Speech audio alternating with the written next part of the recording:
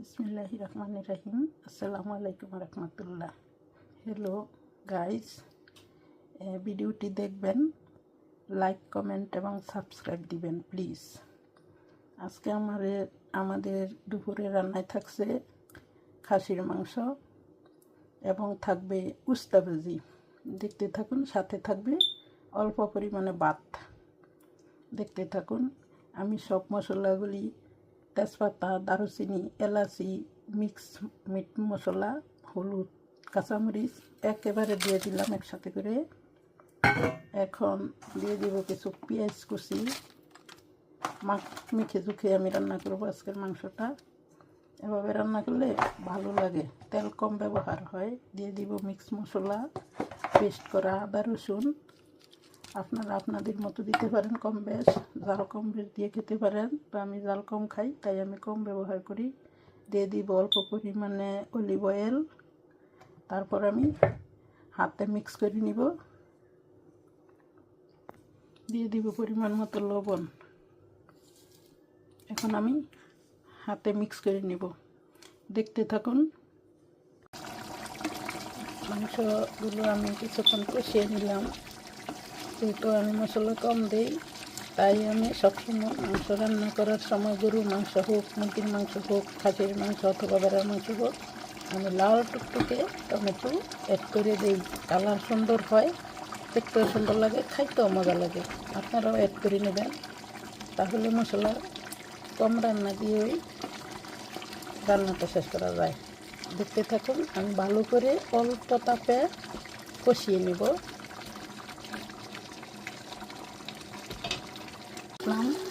মাংস কষানোর পরে দেখুন আমি ভালো করে কষিয়ে নিলাম।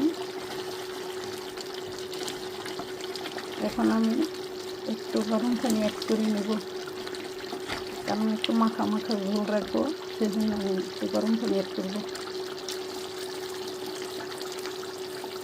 আর এই পাতিলায় মাংস রান্না করলে অনেক সেদ্ধ হয়, কুকারের মতো।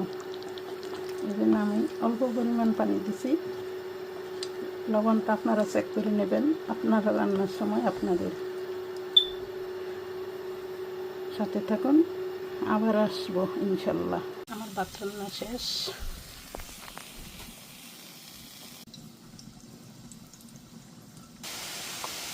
ফিরে আসলাম আবার উস্তার শেষ পর্যায়ে। এবার আমি অল্প পরিমাণ লবণ অ্যাড করে নেব, কারণ আমি লবণ কম খাই। আর বেশি লবণ দিলে উস্তা তিতা হয়ে যায়, এই জন্য কম লবণ দিতে হয়। আমি কিছুক্ষণ নেড়ে ছেড়ে রান্নাটা শেষ করবো উস্তার দিকে। Please don't skip this video, please give subscribe, like, comment. Thank you lot. আপনারাও বেশি করে উস্তা ভাজি খাবেন। আমাদের লন্ডন তো সিজনাল, এখন একটু দাম কম, তাই একটু বেশি বেশি আনা হয় আর কি উস্তাটা করে। আর আমার ফেভারিট ভেজিটেবল উস্তা। হয়ে গেল আমার উস্তা রান্নাটা। ভাইয়ারা, ফিরে আসলাম আমার মাংস রান্নার শেষ পর্বে। দেখুন আলহামদুলিল্লাহ। আমাদের জন্য একটু দোয়া করবেন। আমার দুইজন বাবু আছে, কিন্তু বড় হয়ে গেছে, তাদের জন্য দোয়া করবেন। আমার ভালোবাসা স্বামীর জন্য দোয়া করবেন। আল্লাহ তাদেরকে সুস্বাস্থ্য সহিত হায়াতে তায়েবা দান করতে। আপুরা ভাইয়েরা দেখতে থাকুন। কালারটা সে দেখুন, কালারটা কত সুন্দর। এখন আমি অল্প পরিমাণে লেবুর রস মিক্স করে নেব।